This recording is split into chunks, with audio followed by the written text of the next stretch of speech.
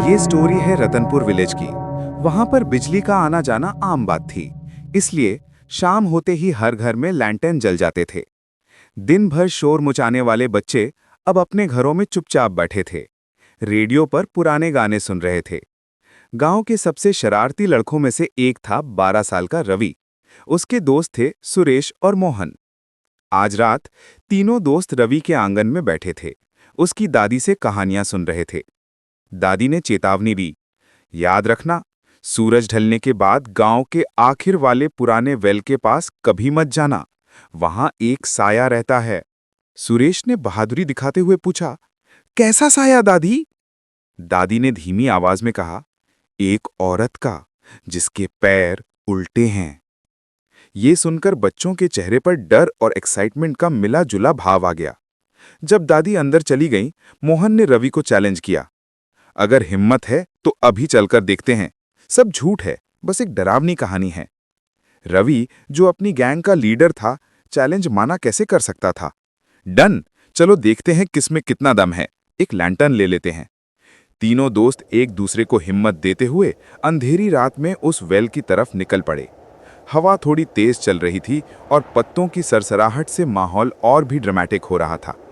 उनके हाथ में पकड़े लैंटर्न की रोशनी कांप रही थी, जिससे लंबी अजीब परछाइयां बन रही थी।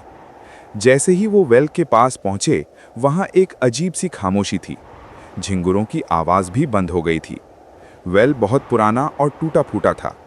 उस पर हरी काई जमी हुई थी। देखा, कुछ नहीं है यहाँ, सुरेश ने धीरे से कहा, पर उसकी आवाज में डर साफ था। अचानक उनकी लैंटर्न की रोशनी अपने आप बुझ गई। ये कैसे हुआ? रवि ने घबरा कर बोला।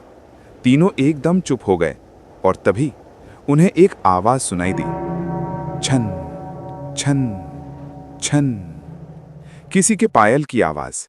आवाज वेल के अंदर से आ रही थी। तीनों दोस्तों की आंखें फट पड़ी। वो हिल भी नहीं पा रहे थे। आवाज धीरे धीरे उनके पास आ रही थी। उन्हें ऐसा महसूस हुआ जैसे कोई वेल से बाहर निकल रहा है। उन्हें कुछ दिखा नहीं, पर महसूस सब हो रहा था। एक ठंडी हवा उनके पास से गुजरी। मोहन ने जोर से चिल्लाया, भागो! तीनों ने अपनी जिंदगी की सबसे तेज दौड़ लगाई। वो पीछे मुड़कर भी नहीं देख रहे थे। रोते, चिल्लाते, गिरते पड़ते वो सीधा अपने अपने घरों में घुस गए और दरवाजा बंद कर लिया। उस रात रवि को नींद नहीं आई। वो अपनी खिड़की से बाहर देख रहा था। उसे दूर उस वेल के पास एक हल्की सी परछाई दिखी और फिर वही आवाज बहुत धीमी हवा के साथ उसके कानों तक आई, छन छन। रतनपुर के उस पुराने वेल का राज एक राज ही बना रहा और उसके बाद किसी बच्चे ने वहां जाने की हिम्मत नहीं की।